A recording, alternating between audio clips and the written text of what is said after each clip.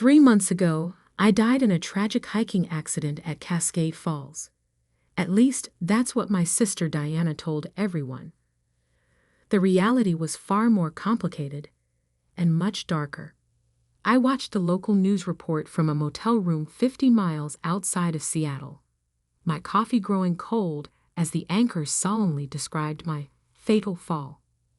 Sarah Mitchell, 32, was reported missing after failing to return from a solo hiking trip, the anchor read. After an extensive 3-day search, authorities discovered signs of a tragic accident near the upper falls. While no body has been recovered, experts believe survival would have been impossible given the conditions. The camera cut to Diana, her perfect face streaked with artfully applied tears. "She was my best friend," she sobbed. "My only sister. I can't believe she's gone." I turned off the TV, my hands shaking with anger. Best friend. Right? That would be why she'd taken out a $5 million life insurance policy on me 2 months before my accident. The truth was, I hadn't been anywhere near Cascade Falls that day. I'd been in my Seattle apartment, preparing for a business trip to Phoenix, when I got the call that changed everything. "Ms. Mitchell." The voice had been professional, cautious. "This is Agent Cooper with the FBI's Financial Crimes Unit. Do you have a moment to discuss your sister, Diana Mitchell?" That call had saved my life, because Agent Cooper had evidence that Diana had been planning my death for months. Bank records showing massive debt.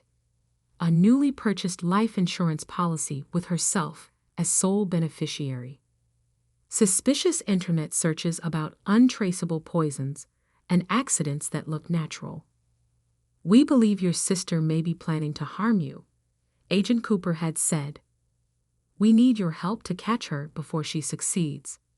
And so began my death. A carefully orchestrated disappearance, staged to look exactly like what Diana had been planning.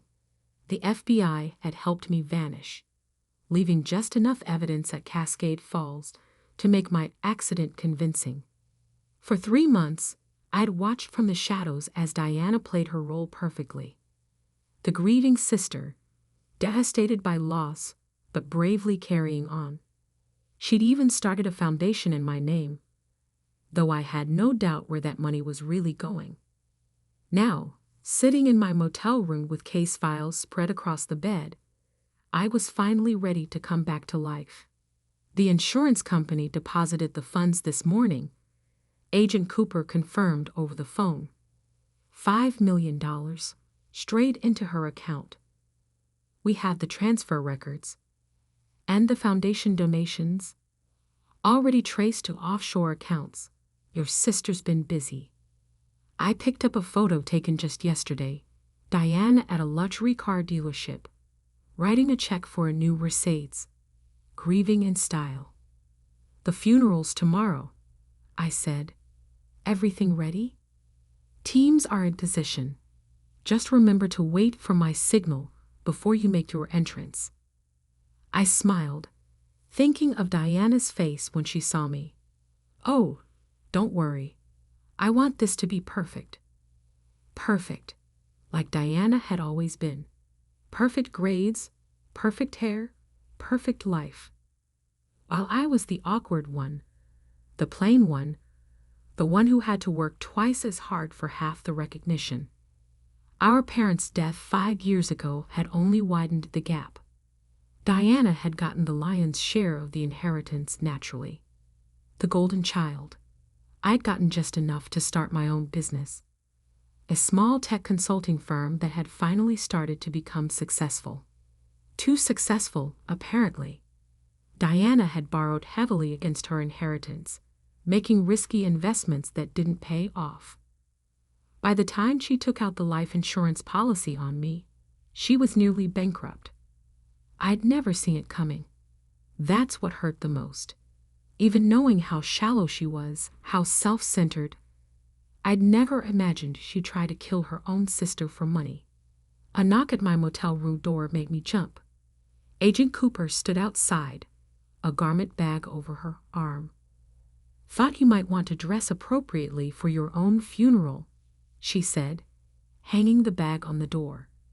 Inside was a sleek black dress, elegant but understated, perfect for a ghost returning to haunt her killer.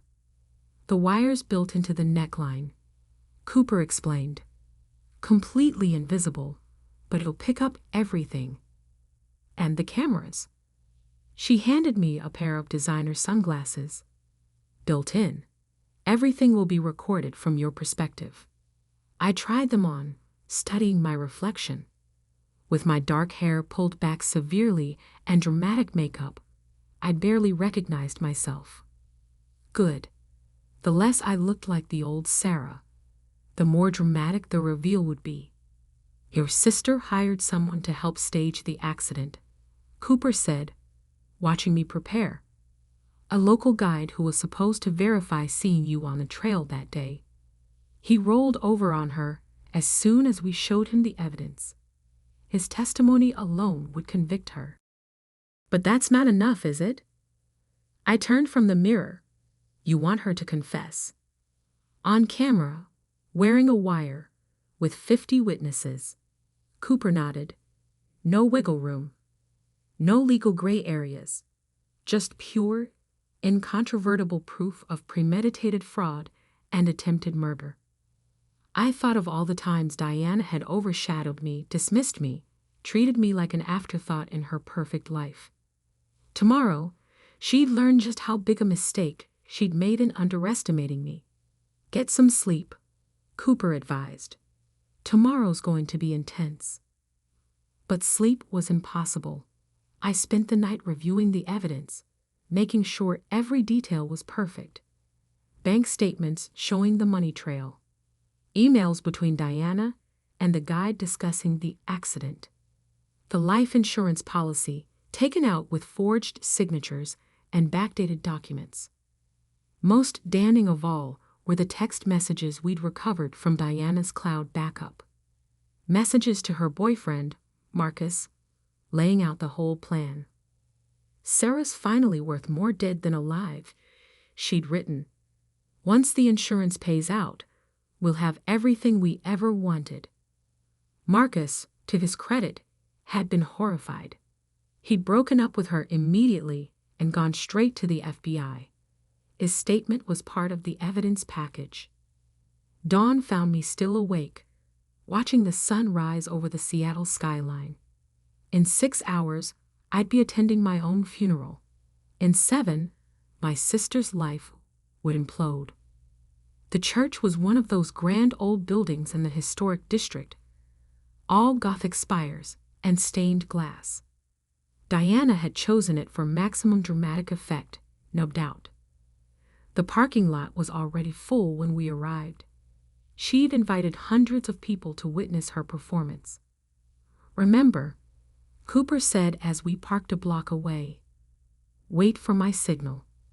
We need her to incriminate herself before you make your entrance." I nodded, adjusting my sunglasses. Through the tiny camera, I could see the funeral guests arriving in their somber best. Many were crying. Diana had clearly sold my death well. "There she is," Cooper pointed. Diana emerged from a black limousine, stunning in designer mourning wear. Her blonde hair was artfully tousled, her makeup perfect despite the tears. She clutched Marcus's mother's arm as if she could barely walk from grief. Marcus himself was conspicuously absent. He'd refused to participate in this farce.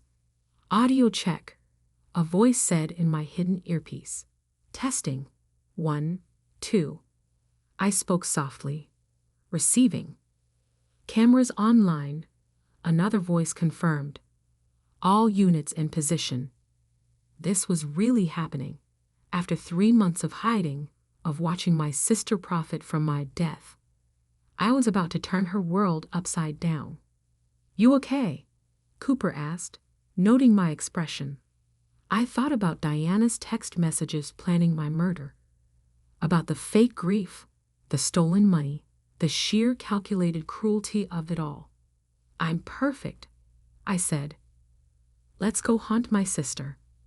The funeral service was exactly as grandiose as I'd expected from Diana. White lilies covered every surface, my supposed favorite flower, though she'd never bothered to learn that I actually preferred sunflowers. A massive portrait of me dominated the altar, clearly photoshopped to match Diana's preferred image of her sister. "Guest count is over 300, Agent Cooper murmured in my earpiece as we watched from our hidden position in the church's side entrance. "Your sister really went all out." "Of course she did," I whispered back. "She's playing the role of a lifetime." Through my camera-equipped sunglasses, I recorded everything. The greeting faces, many of whom I barely recognized. The expensive flower arrangements with cards proclaiming in loving memory. The donation box for the fraudulent foundation Diana had started in my name. "Target approaching microphone," another agent reported. "Showtime." Diana glided to the podium like an actress taking center stage. Her black channel dress probably cost more than most people's monthly salary. The insurance money was clearly already being put to use. "My beloved sister," she began, her voice trembling perfectly. "My Sarah. My best friend." I had to admire her performance. The slight catch in her voice, the elegant dab at her eyes with a monogrammed handkerchief. It was masterful. "Sarah was more than just my sister," Diana continued. "She was my rock, my conscience, my greatest supporter." Through my earpiece, I heard Agent Cooper snort softly. We'd both read the text messages where Diana had called me a useless burden and plotted my death. When she went missing that day, Diana's voice broke beautifully. I knew something was wrong. Sarah was so careful, so responsible. She would never have taken risks on that trail. Actually, I was an experienced hiker who tackled much harder trails than Cascade Falls. But Diana had never bothered to learn that about me either. "The foundation we've started in her name," she went on, "will help other families dealing with similar tragedies. Already, your generous donations have made such a difference." "Money transfer confirmed," an FBI analyst reported in my earpiece. "Another 100,000 moved offshore this morning." I smiled coldly. Diana hadn't wasted any time laundering the foundation money through her network of shell companies. "I just wish," Diana dabbed her eyes again, "I just wish I'd been able to say goodbye, to tell her how much I loved her." "Target is moving to phase 2, Cooper murmured. "Get ready." Right on cue, Diana's voice strengthened with false resolve. But Sarah wouldn't want us to dwell in sadness. She'd want us to celebrate her life. That's why, in her memory, I'm announcing a new initiative. She went on to describe an elaborate charitable program that would never exist. More ways to collect donations, more schemes to steal money in my name. "We've got it all," Cooper confirmed. "The foundation fraud, the insurance scam, everything. Time for phase 3. I watched as one of our undercover agents approached the podium, handed Diana a note. Her performance didn't slip for a second as she read it. "Oh," she said softly into the microphone. "I've just been informed that they may have found something at the falls." Murmurs rippled through the crowd. This was the moment Diana had planned carefully, a dramatic announcement that would cement the story of my death and eliminate any lingering questions. "The search teams," her voice shook, "they've discovered evidence, personal items that confirm." She pressed the handkerchief to her mouth. "That confirm my beloved sister is truly gone." The congregation erupted in fresh grief. Diana sank gracefully into her seat, accepting comfort from the wealthy socialites she'd invited to witness her performance. "All units in position," Cooper said tersely, waiting for the signal. I watched through my camera as Diana leaned close to one of her friends, whispering something that made them both smile slightly, probably already planning how to spend more of my insurance money. "The insurance company's fraud department is standing by," another agent reported. "They're ready to freeze the accounts on your word." Diana stood again, moving back to the podium. This was it, the final act of her performance. The part where she would give a touching speech about accepting closure and moving forward, about honoring my memory through her foundation. "Sarah would be so touched by this outpouring of love," she began. "By your generosity, your support." "Now," Cooper said firmly, "go." I took a deep breath and stepped through the side door. The first person to notice me was an elderly woman in the back row. Her gasp was audible even over Diana's speech. Then another person saw me, and another. The whispers spread like wildfire through the congregation. Diana, caught up in her performance, didn't notice at first. "And though we may never fully recover from this loss," she continued. "Diana," I said clearly, my voice carrying through the church's perfect acoustics, "I think you've recovered just fine. The new Mercedes proves that." She froze. For just a moment, her perfect mask slipped, revealing naked shock and something else, fury. Then she screamed. It wasn't the practiced, elegant cry of her performance. This was raw, primal, real. She staggered back from the podium as I walked slowly up the center aisle. "No," she whispered. "No, this isn't possible." "What's wrong, sister?" I asked pleasantly. "You look like you've seen a ghost." "You're dead," she said. "You're dead. I made sure." She cut herself off, but it was too late. The words hung in the air like a confession. "You made sure," I repeated, still advancing. "Made sure how, exactly?" "By hiring someone to verify my presence on a trail I never visited. By forging documents? By planning my accident down to the last detail." "I don't know what you're talking about." She tried to recover. "Sarah, I've been so worried." "Where have you been?" "Cut the act," I said coldly. "The FBI has everything. The insurance fraud, the foundation scam, the text messages planning my murder." On cue, Agent Cooper and her team emerged from their positions around the church. Diana's eyes darted between them like a trapped animal. "This is ridiculous," she laughed nervously. "There's clearly been a misunderstanding." "The only misunderstanding," I said, reaching the podium, "was you thinking you could get away with this." I turned to face the shocked congregation. "My sister took out a $5 million life insurance policy on me 2 months ago. She hired someone to help fake my death. She's been stealing donation money through a fraudulent foundation. And now," I smiled coldly at Diana, "now she's going to face the consequences." "You can't prove anything," she hissed. I tapped my sunglasses. "Actually, I just did. This entire conversation is being recorded, including your little slip about making sure I was dead." The color drained from her face. "Ms. Diana Mitchell," Agent Cooper stepped forward, badge displayed. "You're under arrest for insurance fraud, wire fraud, and conspiracy to commit murder." As Cooper began reading Diana her rights, I surveyed the gathered crowd.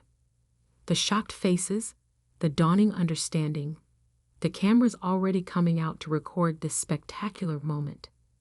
Diana had wanted an audience for her performance. Now she had one for her downfall. It was perfect. Diana Mitchell, how do you plead? The courtroom was packed 3 months after my funeral.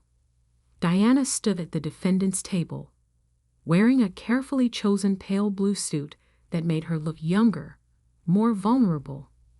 Her attorney had clearly coached her on appearance. Gone were the designer labels and perfect makeup. This was Diana 2.0, the misunderstood sister. Not guilty, Your Honor. I sat in the front row, directly in her line of sight. She hadn't looked at me once since being let in. The evidence against her was overwhelming. The FBI had built an airtight case. Bank records, text messages, emails, witness testimony from the guide she'd hired, and most damning of all, the video from my funeral, where she'd accidentally confessed. But Diana had never admitted defeat gracefully. Her defense was creative. I had to give her that. According to her lawyer, she'd been the victim here. She claimed I had orchestrated the whole thing to frame her, that I'd faked my own death to destroy her life and steal her inheritance. The insurance policy, forged by me. The text messages, planted. The offshore accounts, must have been my doing. The prosecution calls Sarah Mitchell to the stand. I walked to the witness box, feeling Diana's eyes finally fix on me with barely concealed hatred. Ms. Mitchell, the prosecutor began, please tell us about the events leading up to your alleged death. For the next hour, I laid out the whole story. The FBI's warning, the evidence they'd shown me of Diana's planning, the careful operation to catch her in the act. And why, the prosecutor asked, did you agree to participate in this sting operation instead of simply confronting your sister? I looked directly at Diana for the first time, because I couldn't believe it was true. I needed to understand why my own sister would want me dead. Objection. Diana's lawyer shot up. Speculation about my client's intentions. Sustained, the judge ruled. The jury will disregard that last statement. But I'd seen several jurors' expressions. They'd heard what they needed to hear. The trial lasted 2 weeks. Every day revealed new details of Diana's scheme. The insurance agent testified about the forged policy documents. The hiking guide described how she paid him to lie about seeing me on the trail. Marcus, Diana's ex-boyfriend, detailed the conversations where she planned my accident. Through it all, Diana maintained her innocent act. Tears at appropriate moments, confused looks when damning evidence was presented, hurt glances at me, as if she couldn't understand why her beloved sister would do this to her. It might have worked, if not for the video. On the final day of testimony, the prosecution played the complete recording from my funeral. The camera in my sunglasses had captured everything in perfect clarity. Diana's performance, her shock at seeing me, and most importantly, her damning words, "You're dead, I made sure." The jury took less than 2 hours to reach a verdict. On the charge of conspiracy to commit murder, we find the defendant guilty. Diana's perfect mask cracked. On the charge of insurance fraud, we find the defendant guilty. Her fingers gripped the table until her knuckles went white. On the charge of wire fraud, we find the defendant guilty. A small sound escaped her, something between a gasp and a snarl. As the judge prepared to announce sentencing, Diana finally snapped. "You ruined everything," she screamed, turning to face me. "It was perfect. I had it all planned. You were supposed to die, and I was supposed to." "Ms. Mitchell," the judge thundered, "control yourself, or you will be removed." But Diana was beyond control. 20 years of carefully maintained facade crumbled in an instant. "You were nothing," she shrieked as bailiffs moved to restrain her. Just a burden. A nobody. I deserved that money. I deserved.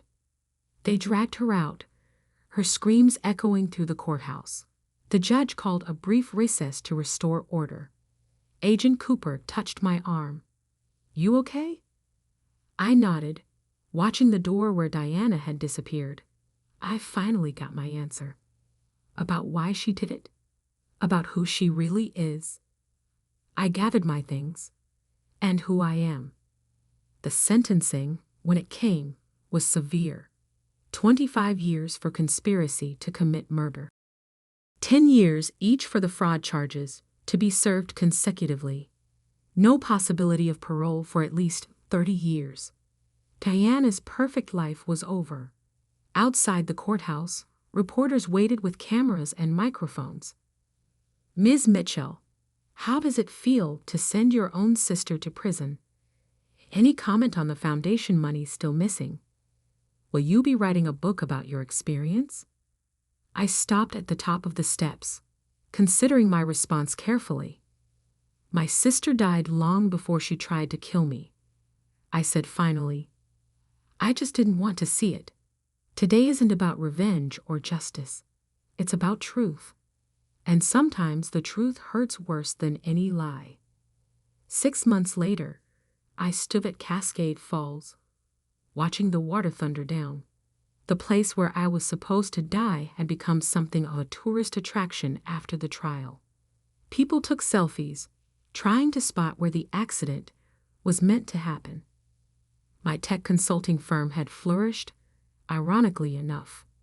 The publicity from the trial had brought in new clients, people who appreciated someone who could spot complex fraud schemes. The insurance money had been returned, the foundation dissolved, and Diana's offshore accounts frozen. She'd lost everything: money, freedom, reputation. Her perfect image shattered beyond repair. I'd received a letter from her last week, the first contact since her sentencing. Just 2 lines. I would have given you half, if you just died like you were supposed to.